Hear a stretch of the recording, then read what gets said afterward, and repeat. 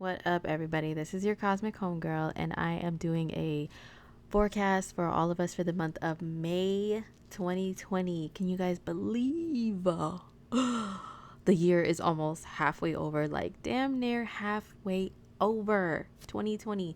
I know a lot of people are happy to hear about that because this year has been insane. Okay, it's been low to the brain insane. It's been super crazy. So yeah, but we have some things to get through. The month of May is there's a lot to talk about. Okay, let's just say that. All right. So first of all, don't forget I do have 2020 horoscopes for your signs for the whole year of 2020, the transits that happen the whole year, the Mercury retrograde, the Venus retrograde, which I'm going to talk a little bit about in this video. And I also have a whole video live stream teamed up with a couple of my astro homies on the Venus retrograde and Gemini transit in 2020.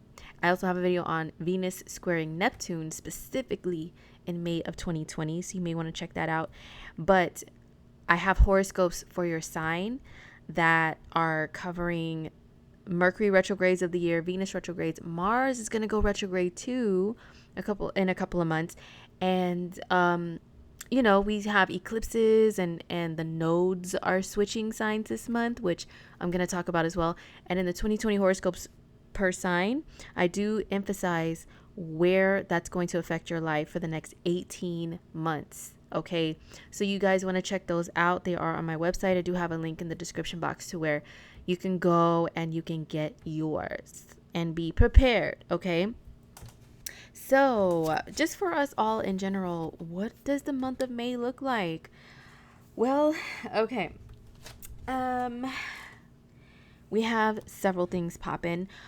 I, of course, am still going to be doing, unless anything really changes with the world again, I'm still planning on, but Uranus in my sign as a Taurus sun likes to just laugh when I say I plan on doing this.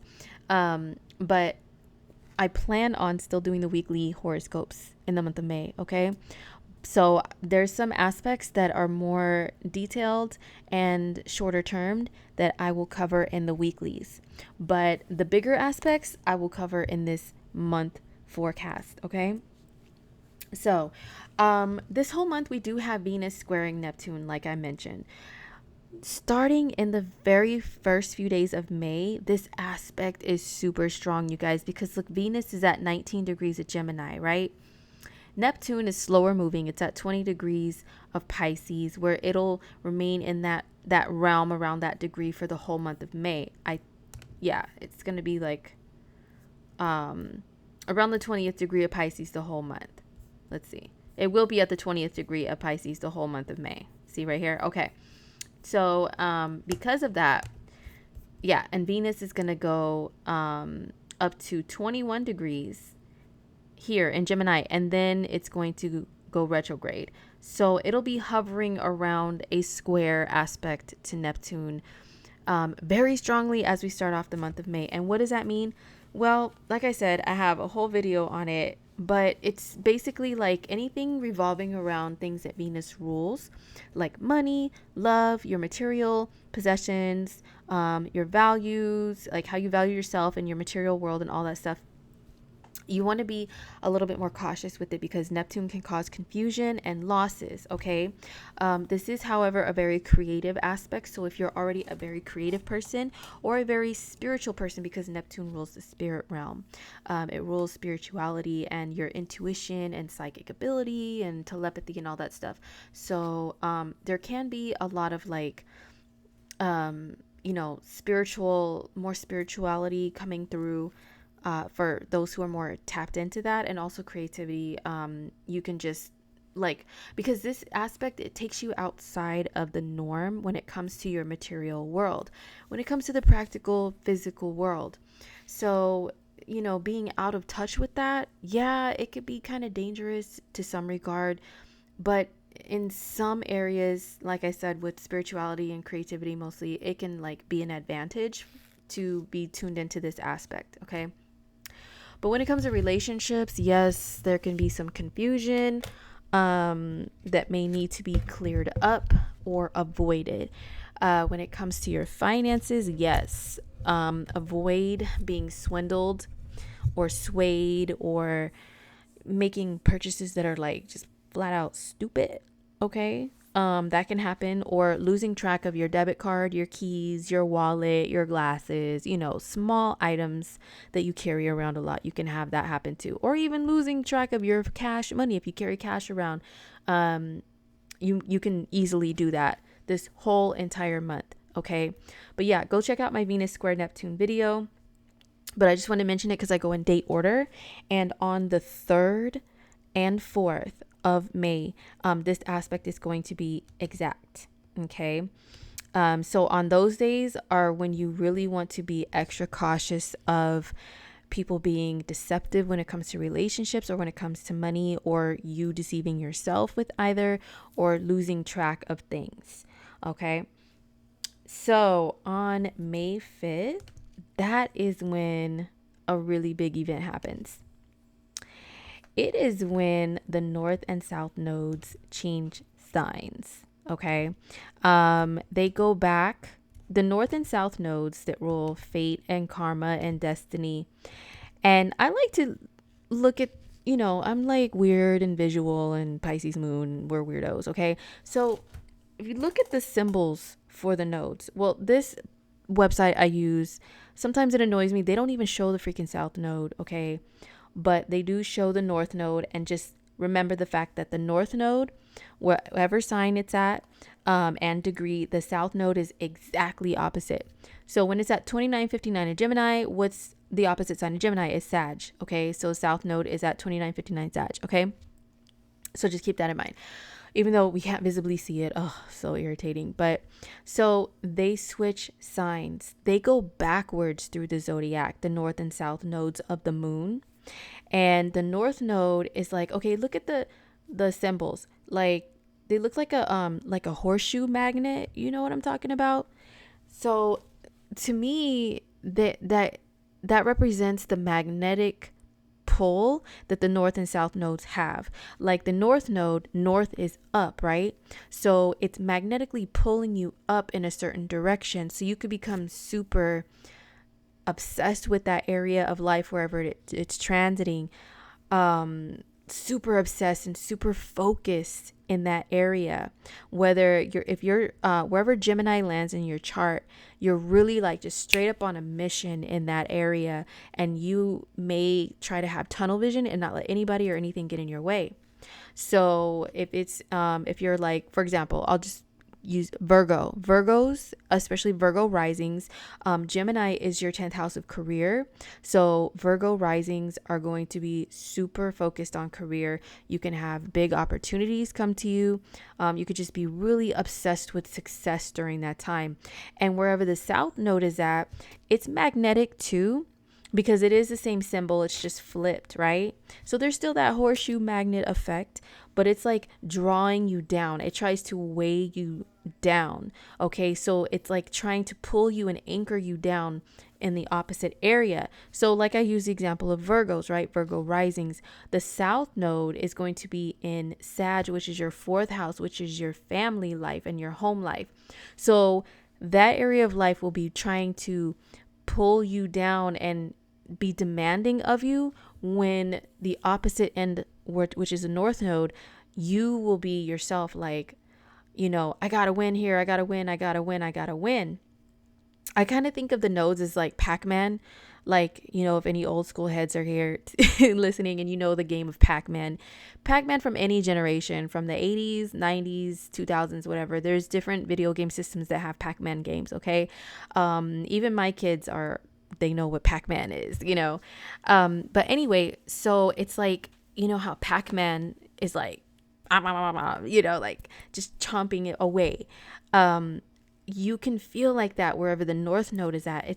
They say in like Eastern astrology, and I learned this from Astrolata, who is like one of my biggest inspirations. Actually, she just emailed me and we haven't talked in a bit, so I'm like, yo, I need to catch up with my girl. Oh my gosh. But anyway, I learned this from her. It's like the dragon's head, they say in more Eastern astrology, and it has an insatiable appetite. So wherever the North Node in Gemini is transiting in your chart, you will have an insatiable appetite towards that area of your life. So if it is career, it's going to be hard for you to be satisfied in that area. You're going to keep going and going and going and going and going until you get what makes you feel content, until you reach some certain point or area of success. You know what I mean?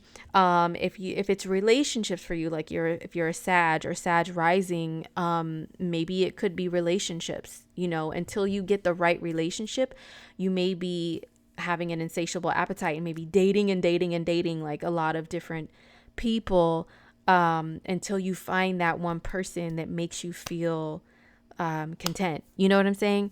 So anyhow, the nodes are switching signs, and that's kind of what they can do for you in general. But yeah, it depends on where Gemini and Sag are in your chart with like what this is going to do for you.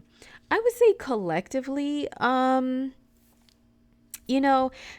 it's kind of hard to do a general collective for this type of a transit that lasts for 18 months. I would say North Node and Gemini collectively, yeah, we could be more focused on education and communication and stuff, or maybe more like lighthearted energy collectively we could be experiencing. Whereas when the North Node was in Cancer, it was like emotional and about like, bringing people together and tuning in with your emotions and stuff and whatever. But I still am going to be a nerd and say like, it depends on where it is in your chart. Okay. That's really where it matters the most. But the nodes are changing signs.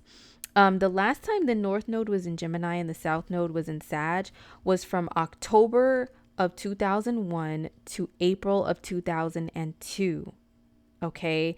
And I'm just like, yo, like if you are old enough to remember the time, remember that time in your life, it's like 18, 19 years ago. What was going on in the areas of your life to where Gemini and Sag are at in your chart? Did you have like any significant any like awakenings of things, because the nodes, they deal with karma. So you could have like very karmic happenings and situations, and maybe significant people come into your life or leave your life, depending upon what this is doing in your chart.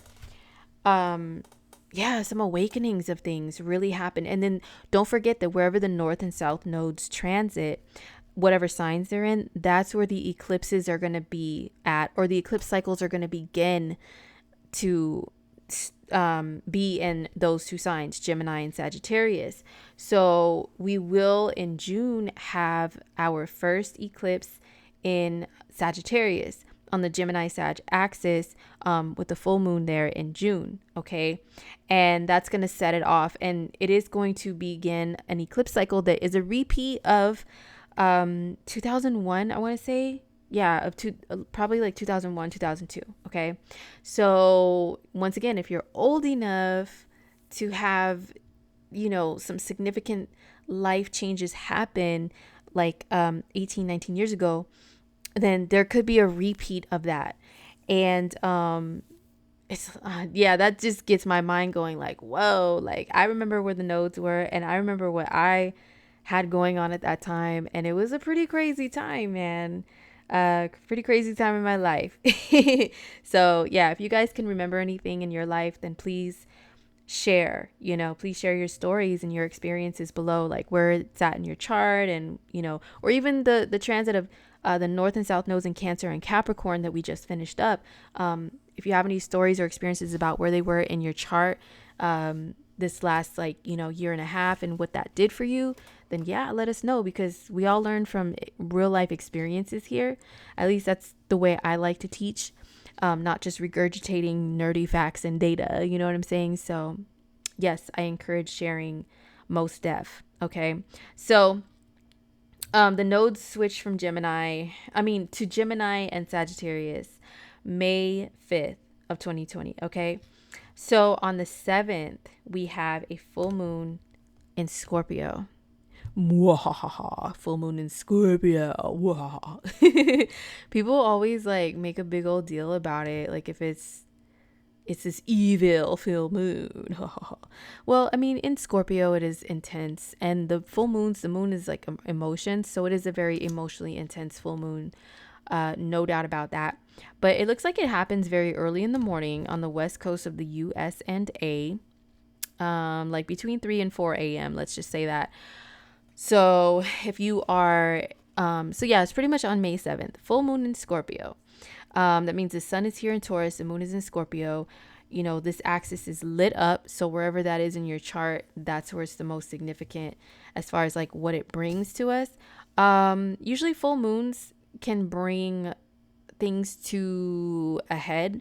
You know, they're intense. It's like something that's building up and it's like, I can't take it anymore. And then there's like a breaking point that happens and there's a release and like a relief of something like, oh, okay, you know, an understanding or something happens to break the tension. Because if you notice, like full moons, they do bring heightened tension, and that's where like that's why our emotions like arise so much during full moons.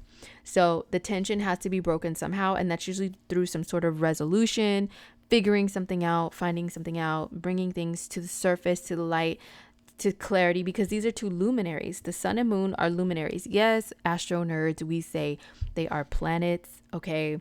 And those who are not hip to our little lingo, they'll be like, the sun isn't a planet, it's a star, and the moon, blah, blah, blah, blah. Listen, we say planets, all right? But we also are aware that they are luminaries. They both illuminate our sky here on planet Earth and help to bring light and life, okay? Help things to grow, help us to see, whatever. So because of that, yes, they are illuminating something for us. And in the sign of Scorpio, Scorpio is about darkness, right? Darkness, everybody. It's about like things that are hidden beneath the surface that we hide away. It's about traumas that we may hide, traumatic experiences, fears, really deep-seated fears, fear of abandonment, fear of loss, things like that are associated with Scorpio. So this full moon could be like bringing something to light and to the surface that in general has to do with stuff like that. But once again, wherever Scorpio is in your chart is where it's going to be bringing things to the surface the most. That could be secrets coming to light, you know, something like that happening. What aspects is this full moon making? Not really too many. I would say it's kind of making a light aspect to Pluto, and Pluto is the ruling planet of Scorpio. Makes a sextile aspect. It's kind of wide, you know, but it can still have an effect. And, you know, it's a trine from the sun. So, yeah, Pluto is in the mix with this, and also Neptune. Neptune, it's making a trine and a sextile to Neptune as well. So those outer planets, Pluto and Neptune, are both associated with telepathy, psychic ability, just knowing things, like just knowing stuff. You don't even have to, you're not always able to explain how and why you know things when Pluto and or Neptune are involved with what we are receiving as far as like information, feelings, you know. So there's a lot. This is a very I hate to use the word psychic. You guys know that because people just turn it into some corny stuff. You know what I mean? Over the years, psychic, like back in the day, every celebrity had their psychic friends network and just, oh my God, just ruined it all. And ever since then, I hated the word psychic. But no, seriously, it's a very psychic full moon. So there's a lot of stuff that could be known, like unknown, that becomes known, but maybe it's not even really spoken about verbally, but you just know. You just end up knowing something. Maybe people could be really feeling each other under this full moon. Like if you think that someone is, you're feeling their emotions, for example, like if you're an empath already, right? This is a really intense full moon for you if you're an empath, especially if you're a water sign, if you're a water moon, especially. This full moon can definitely activate your ability to pick up on other people's emotions and thoughts, even communication within dreams. Like, let me tell you, I think I mentioned this in one of the last videos I did, that I have somebody from my past that my moon is on their south node, which is super freaking psychic. Like, it's crazy how psychic it is of a connection. Um, they've been popping up in my dreams under this Venus retrograde shadow period, apologizing to me in my dreams. And I know it's legit because I only dream about that person if it's a legit message, or, that they are like something they're thinking about or feeling. So if you guys have any type of connection with anybody like that, then this full moon can definitely illuminate some of those feelings, like activate some of them, to where you just know, like, or you have an instance to where you think about calling somebody and then they pop up and text you or call you, like stuff like that can happen under this full moon. And it's not just because it's in Scorpio, it's because, yes, Scorpio is a sign that is super intuitive. The moon is about feelings and intuitive feelings, but because of the aspects to Neptune and Pluto, they are like heightening those abilities. So yeah, that's the full moon. It's on the 7th of May. Okay, so on May 10th, this is when we have Saturn going retrograde in Aquarius. Okay, so yeah, it'll help to go to that day. Hello. Okay, where's it at? Yeah, so it's like later in the day, because when planets go retrograde on this website, the number turns red on planetwatcher.com. So yeah, Saturn goes retrograde at 1 degree of Aquarius. Okay, so what is this going to do?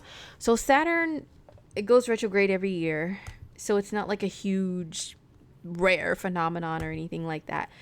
But Saturn retrograde is like, Saturn is going to leave you alone for a little bit. He's going to give you assignments, right? Give us all collectively assignments to work on. And he's like, okay, I've already, disciplined you and told you what you need to do and rubbed your nose in it and everything. Like, this is what you've been doing wrong and this is what needs to be done and this is what we need to work on. So what I'm going to do is I'm going to take a step back for a little bit. And then I'm going to come back, which is when Saturn goes direct and comes back around to this 1 degree of Aquarius. And when I come back, I'm going to be testing you to see if you learned anything, to see if you were doing the right things while I was retrograde, while I was away. Okay, so those tests may come up during the retrograde period, or they may wait until Saturn comes back around to 1 degree of Aquarius again, which is not until the end of 2020, or maybe not until beginning of 2021. Let's see. Yeah, like the very tail end of 2020, and then like within January of 2021. That's when Saturn will be back at these degrees. Now, when Saturn goes retrograde, this is what I feel like is going to happen. This is, around close to mid-month of May. I think that's when the government, which Saturn rules, is going to start easing up on the social distancing thing, because social gathering is Aquarius and restrictions is Saturn. So retrograde means either they're going to, when Saturn goes retrograde, start easing up, or they're going to be discussing it, talking about it. All the big wigs and the government officials, which Saturn rules, they're going to start discussing it and trying to come up with a plan. Retrograde, remember, it's like review and revise of stuff. So that's what could be going on. If it's not put into action, it's something that's going to be discussed and planned out. And then at some point while Saturn is retrograde, which is like a few months, it's going to, that's when like they're really going to start changing things again. So Saturn is going to go retrograde at 1 degree Aquarius. It's going to go back into Capricorn July 1st. And then it's going to go direct again on September 28th, still in Capricorn. And so, the rest of the year up until the last few days of 2020, like in December, like I showed you guys, that's when it's going to go back into Aquarius at the 1st degree. But it goes back into Aquarius in general in December. Yeah, December, like last half of December. So we have, let's see, May until July. So we have like 2 months of Saturn being still in Aquarius, but it's retrograde, right? And then from July until December. So 5 more months of the year, we're going to have it back in Capricorn. So it'll be back bringing us lessons and tests and stuff again in Capricorn, wherever Capricorn rules, whatever house it rules in your chart. But Capricorn is Saturn's, the sign that Saturn rules. And because of that, it rules the government, the military, any CEOs, businesses, stuff like that. So Saturn going retrograde there for 5 months, there's going to be a restructuring, rebuilding of businesses. So I do think that we are going to come up out of the quarantine when Saturn's retrograde in Capricorn, especially. And that's going to give businesses a chance to rebuild and restructure themselves. And the government is going to be rebuilding and restructuring, like things to do with finances with the countries. I'm in the US, so I'm mainly like aware of what's going on here, more so than other areas of the world. My bad, but I know that the debts, that a lot of businesses are going into, they're going to have a chance to, they're going to have to start rebuilding from the ground up, from scratch. That's what Saturn rules, and that's what Capricorn is about too, about structures, buildings, businesses, organizations. Organizations is Aquarius too, but business organizations, like for real, is Capricorn. Like building those up is Capricorn. So yeah, that's what I predict is going to happen. Everything else, I'm just kind of playing it by ear like everybody else, but we'll see. But yeah, Saturn goes retrograde May 10th, okay? And then on May 11th, this is when Mercury moves into the sign of Gemini. So it goes out of Taurus and into Gemini. Mercury moves pretty fast. It went into Taurus on April 27th, and then already on May 11th it goes into a new sign. That's how fast Mercury rules. Mercury moves, and Mercury rules the sign of Gemini. So that's why Geminis are so quick moving, and they have such like short attention spans. They're like, focus on something, and then, oh, what's that shiny thing over there? And then what's that over there? And over there and over there. Like, that's why Geminis are like that. Because look how fast, when Mercury's not retrograde or doing anything too crazy, look how fast it moves. He is just like, he could be in 3 signs in 1 month. Okay. So that's why Geminis are the way they are. Okay. But anyway, Mercury goes into the sign of Gemini, which is one of the signs it rules, in May on the 11th, and stays there just for a couple weeks. So it'll be there from the 11th through the 28th. So really, 27 days or 17 days? 17 days. Oh my God, that makes me think of the Prince song, 17 days. That's like one of my favorites. But anyway, 11 to the 28th. Yeah, 17 days. Mercury stays in Gemini. And Prince is a Gemini. The irony of it all. But anyway, yeah, so it'll be in Gemini for a couple of weeks, moving very quickly, making people talk faster, have shorter attention spans. And Mercury being in Gemini, oh my gosh, it's going to add to the crazy, like, deception, like more chances of people being deceptive in the month of May and wanting to play games. And I already warned you guys on, I think, the Mercury square Neptune video of like the month of May being a month to where a lot of people may try to play more games with each other, especially with those like dating apps and stuff like that. Mercury and Gemini, people will be BSing a lot more on those apps. I'm just letting you know right now. People will have shorter attention spans and just be like swipe, swipe, swipe, swipe, swipe. And then people may accidentally swipe one way when they mean to swipe the other way, whichever way that you swipe for whatever.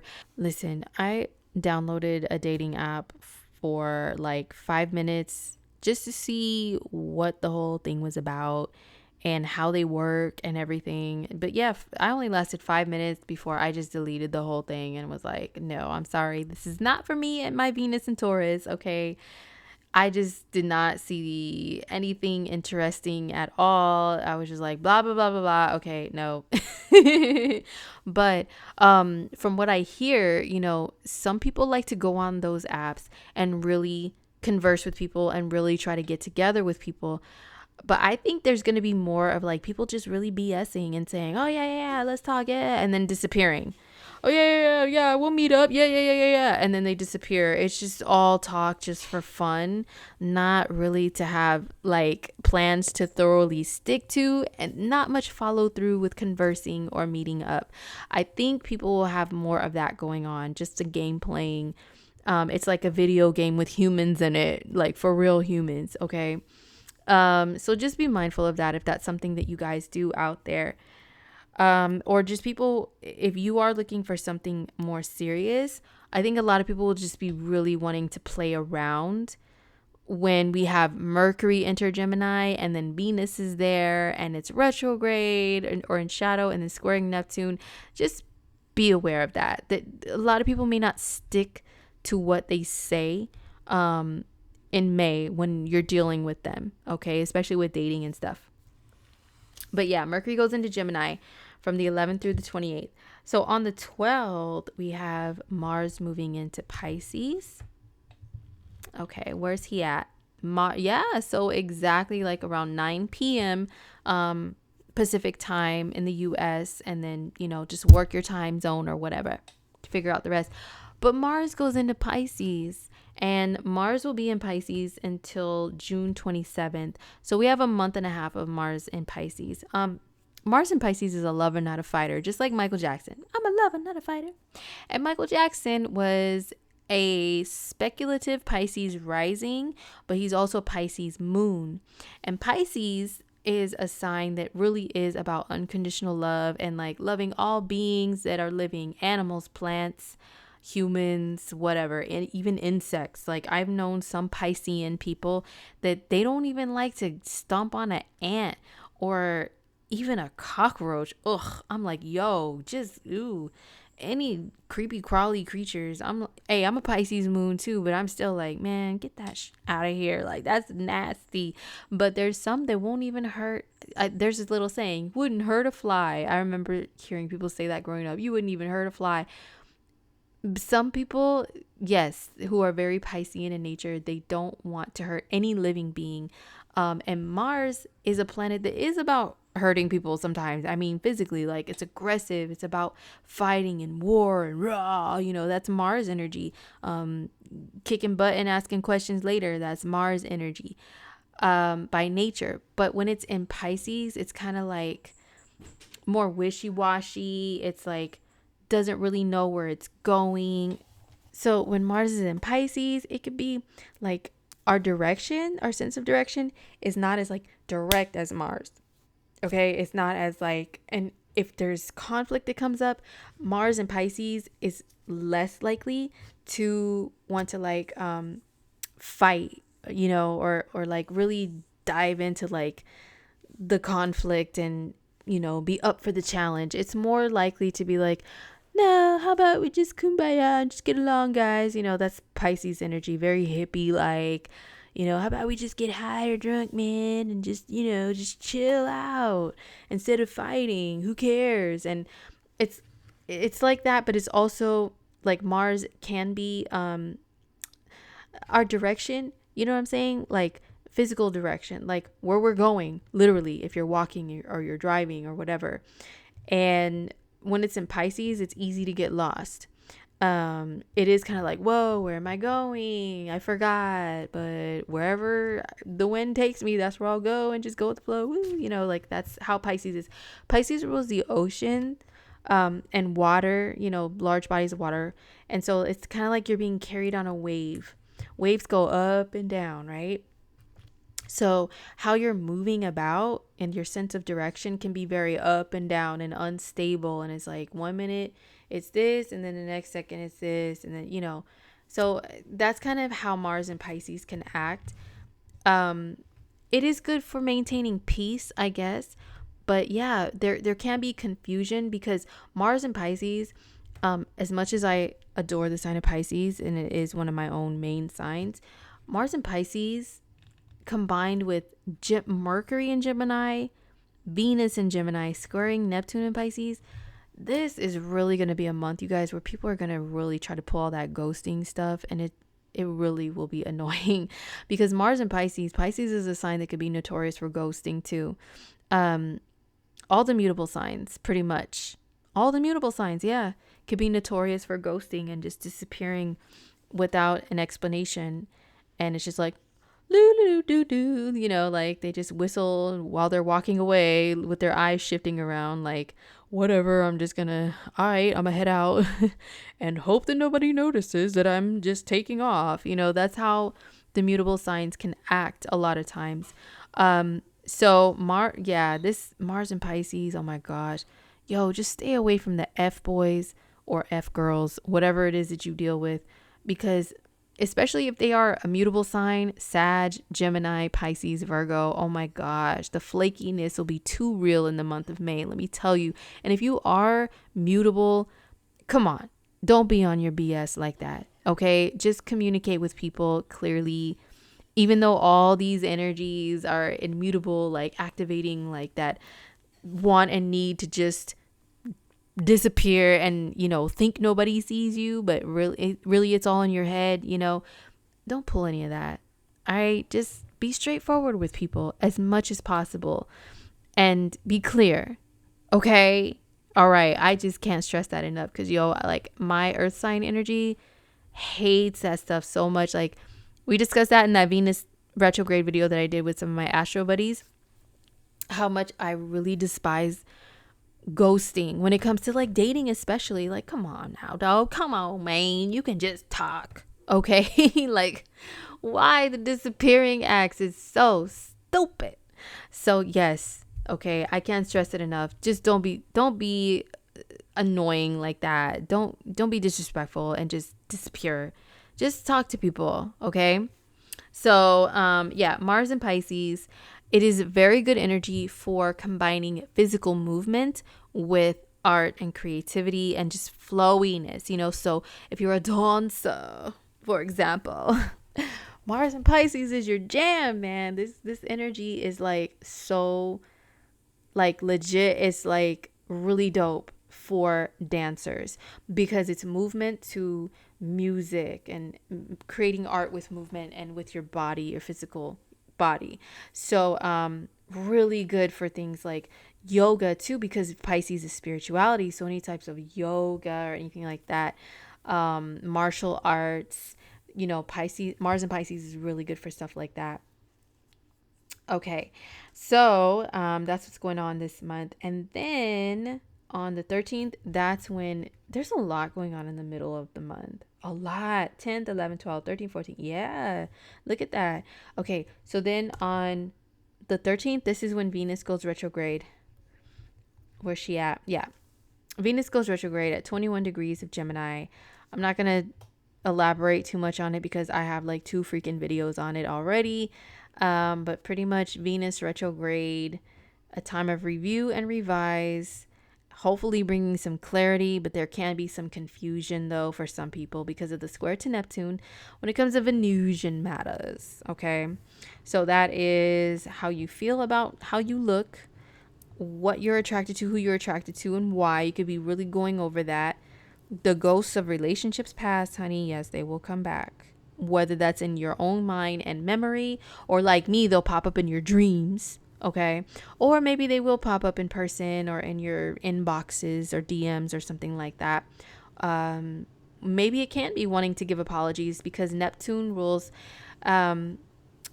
like guilt, like remorse and guilt and victimization. That could be your own victimization that you caused or that you feel like someone caused you. So if you ever caused something with within a relationship that caused like pain, this Venus square Neptune can have you feeling like, oh my gosh, like bringing that up for you to where you want to reach out. But yeah, just be mindful of like people's fake sob stories and manipulation, emotional manipulation with Venus square Neptune as well. And yeah, just fabricating a bunch of BS to make themselves look good or make themselves even look bad so that you feel sorry for them. And oh my God, it's just all too this. Oh, I'm not really looking.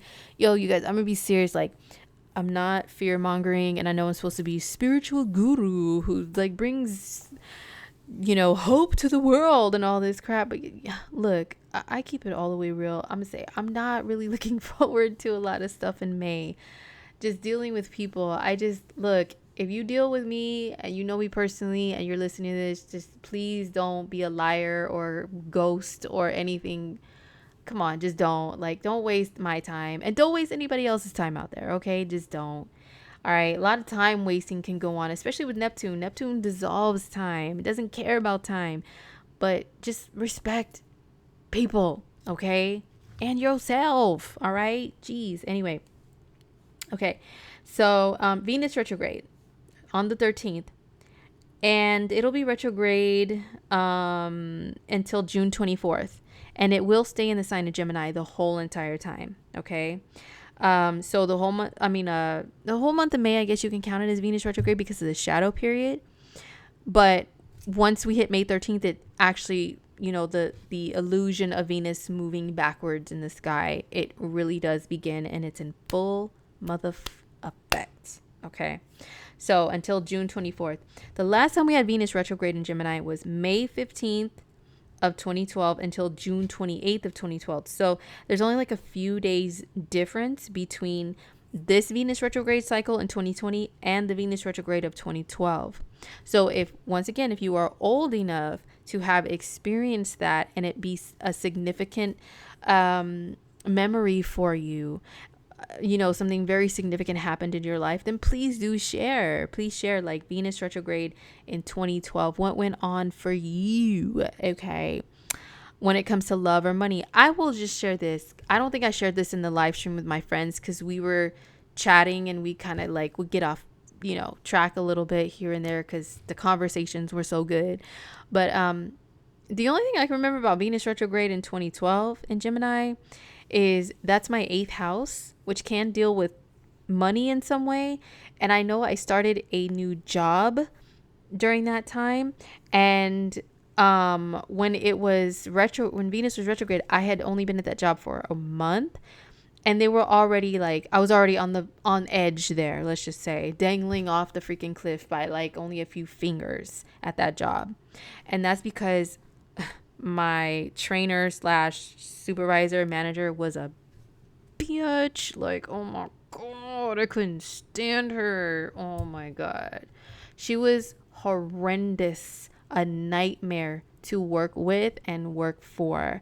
One of those people that really treated you like you were just the dumbest creature on the planet and looked at you like all crazy. But she would email me in bold, underline, all caps, with all these bullet points breaking down why I am stupid, and CC everybody above me and above her to further gather more people in to say, look at this display of stupidity right here.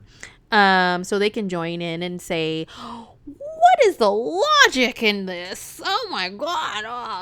Oh my God. It was horrible. Yo, this is why I cannot do corporate world office stuff ever again. I say never again, but Uranus will probably laugh at that and put me in one of those positions again. But yes, that experience was horrible. The worst ever. So that's the only thing I can remember with that Venus retrograde. And, and I was in 8th house can be joint finances. And I was, I guess you could say married at the time. So we did have joint finances. So that was kind of how our joint finance is going to go and how's our credit going to go and all this stuff if I lose this job. I ended up still staying at the job because the manager decided to leave during this Venus retrograde period. Yes, she left. Oh my gosh. Out of town, out of state. So that was oh my gosh, that was a miracle for me. A miracle of the universe.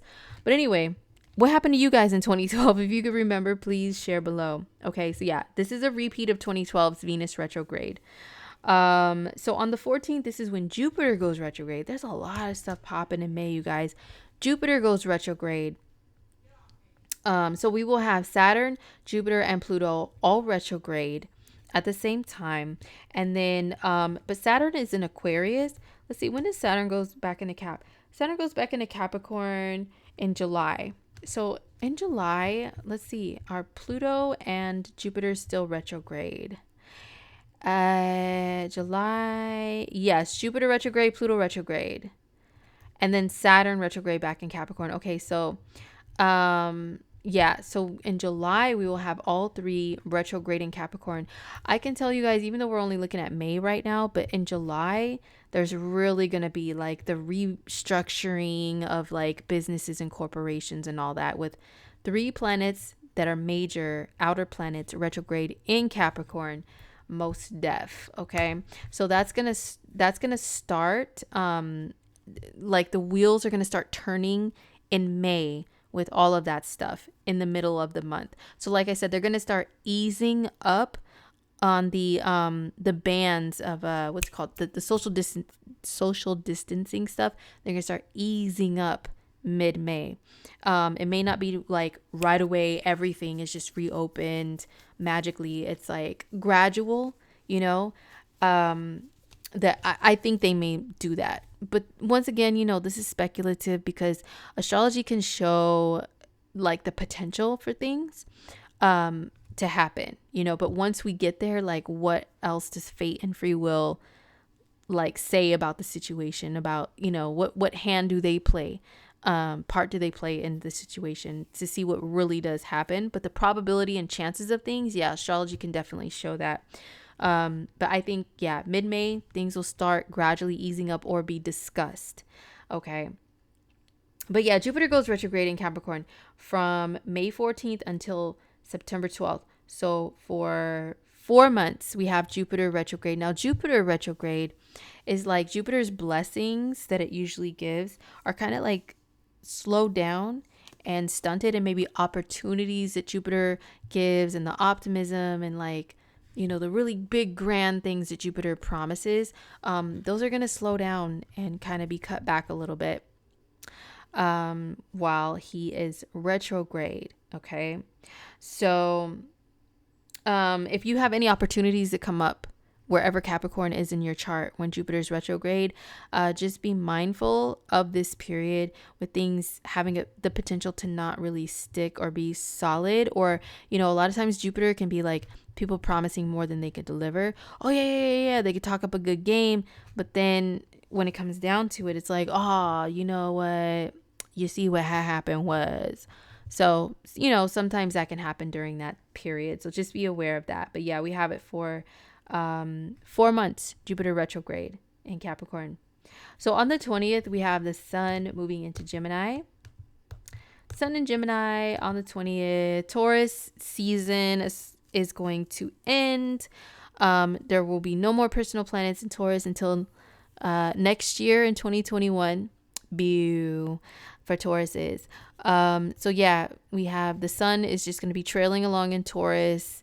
Everything else is in Gemini and everywhere else. So, but yeah, on the 20th, the sun moves into Gemini, and we will have Gemini season really activated with the sun, Mercury, Venus, and then now the North Node all here in playful, bouncy, fun, communicative Gemini, chatty, witty.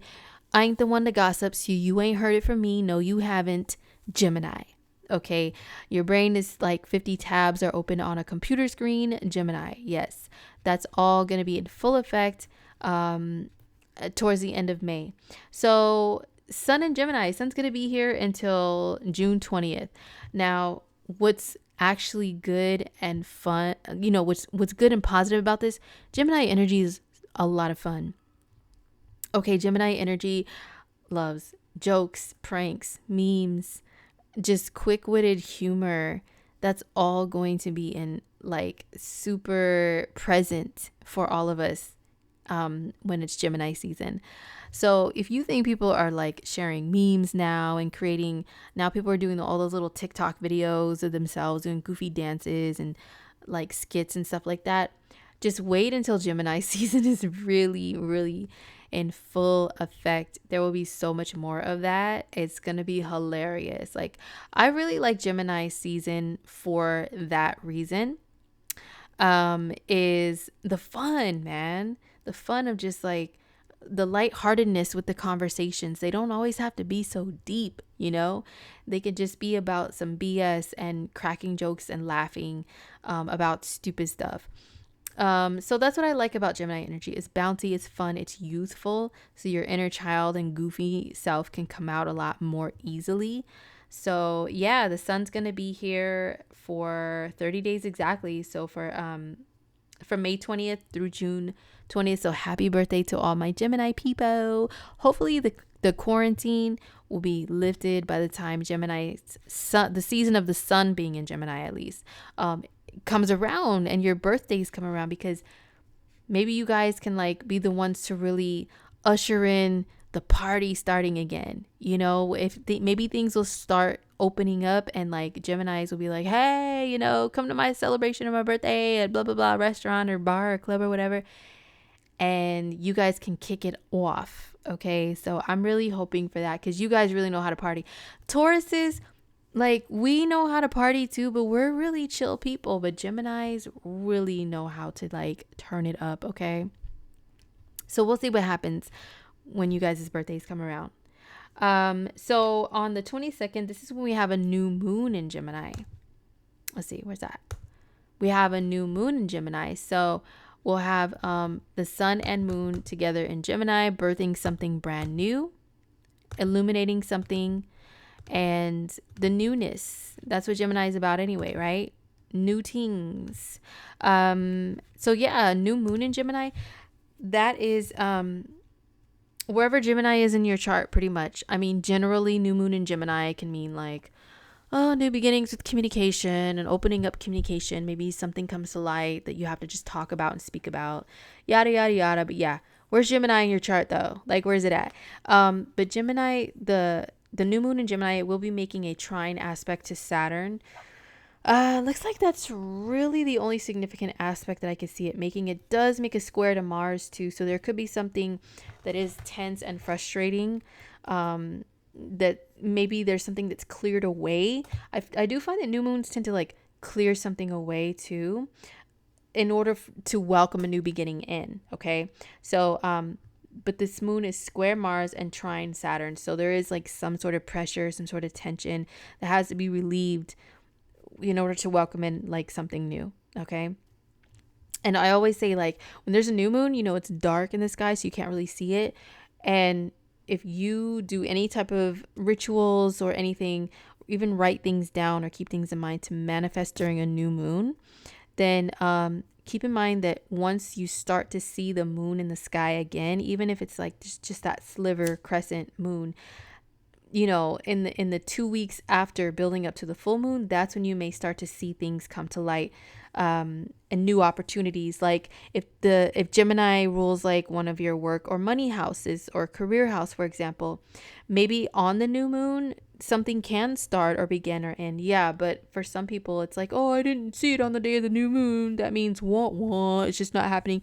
No, wait till it starts to grow, and then the seeds that you planted of manifestation can come into fruition once the moon progresses. So yeah, okay. What else is cracking? Oh, and then on the 28th of the month, finally, that's when Mercury goes into Cancer. Now, Mercury is going to go retrograde in the sign of Cancer. I will cover more of that in the coming months. But it will be in Cancer from the end of May until the beginning of August. So we have like just a little over a month. Is it month? 2 months of Mercury being in Cancer, and crybaby Cancer.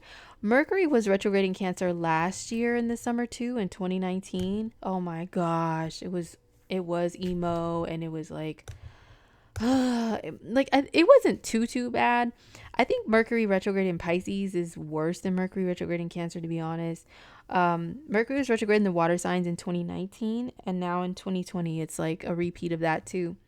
But Mercury will go into Cancer, and yes, it does bring the conversations to be more emotional.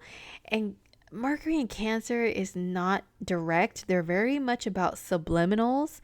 And you know how crabs walk sideways? Mercury in Cancer, that's how like communication could be, is like very sideways, subliminals thrown at you, indirect. you know, things to where like nowadays, everybody communicates on social media, right? So instead of like saying something directly to someone, if you feel like they hurt your feelings, it's like posting something that is really like subliminally aimed at them and hoping that they see that, instead of directly telling them you made me feel this way, or hey, telling somebody what the problem really is, like what the problem is. Instead of telling somebody what it is, it's just like hoping that they figure it out, and if they don't, then F them. That's Mercury in Cancer. Unfortunately, it's not direct. So that's how communication can be. So I guess like we can keep that in mind and try to counteract it. So, but there could be a lot of like memories of the past and nostalgia and stuff that comes up when Mercury is here. In general, when it's in shadow period and retrograde, Mercury is like that. But in Cancer, it's like super ultra mega maximum about the memories of the past. So just know that we will be dealing with that for a couple of months. I will probably elaborate more on it when I go over like the transits in June and stuff, because it's only for like the last few days of May that it's in Cancer. So yeah, it's in Cancer May 28th through August 4th. It goes retrograde in Cancer June 17th through July 12th. So we have a whole month of it retrograde in Cancer, but we have like 2 months of it being in the sign in general. Okay. And I do cover the Mercury retrogrades in the 2020 horoscopes. Once again, just shameless plug, just reminding you guys, including this Mercury retro that's coming up next month in June. Yes, that is covered for your sign and what it means. So that's it, you guys, for this monthly forecast for the month of May, a month of May overview to see what we're working with. Don't forget to tune into the weeklies where I go over the moon phases and all some other aspects and stuff that are popping in more detail. And don't forget to follow me on Instagram. I do post some stuff a lot of times about horoscopes and what's popping like in real time. So I'm at Cosmic Homegirl on Instagram as well. I will go back into accepting new personal readings clients really soon. Just like the rest of the world and life are so up in the air and a bunch of question marks.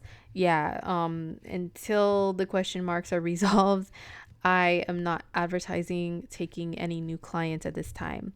So once I am, I'll let you guys know. Okay, so take care. Have a really good month. And I'll see you guys in my next video. Peace.